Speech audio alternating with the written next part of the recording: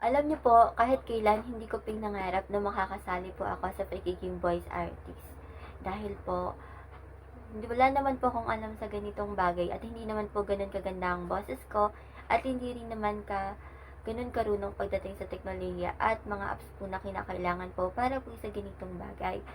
Pero nung may nakapagsabi nga po sa amin na may training po na ganito at nagbibigay nga po ng free scholarship kung maipapasa yung mga requirements po na kailangan,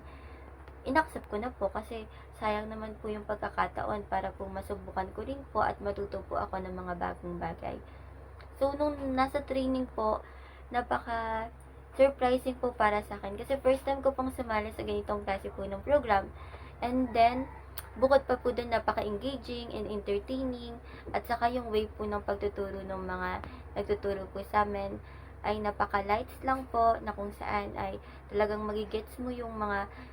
sinasabi nila, tinuturo nila, and then nakakahikayat na pag-igihan pa yung mga kailangang gawin dahil hindi naman po ganun daw kadali ang pagiging voice artist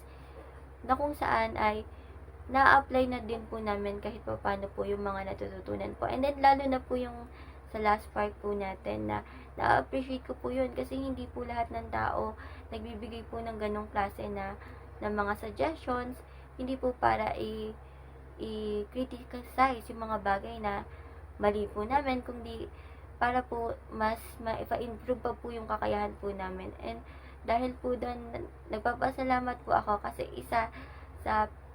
pinaka hinahanap ko po talaga is yung kayang sabihin po yung mga bagay po na kailangan po namin improve sa aming mga ginagawa po. And then,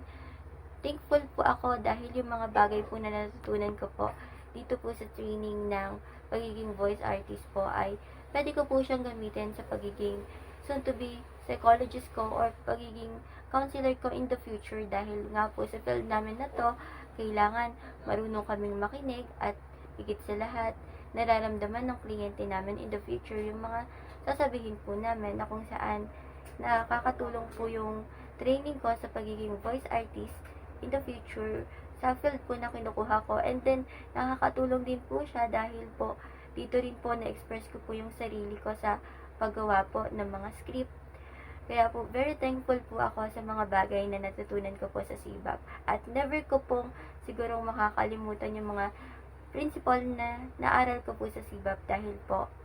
yun po ay makakatulong po sa akin. Thank you po at maraming salamat po. Dahil po dun sa mga natutunan ko po ay iniisip ko po na balang araw po, hindi man po ako yung mga pinakamagaling na voice artist. Ang tanging gusto ko lang po is magamit ko po yung boses ko sa hinaharap para po makatulong sa kapwa. At tatanawin ko pong utang na loob sa CBAP yung naging training ko po dahil kayo po ang nagbigay ng daan para po maabot ko po yung maliit kong pangarap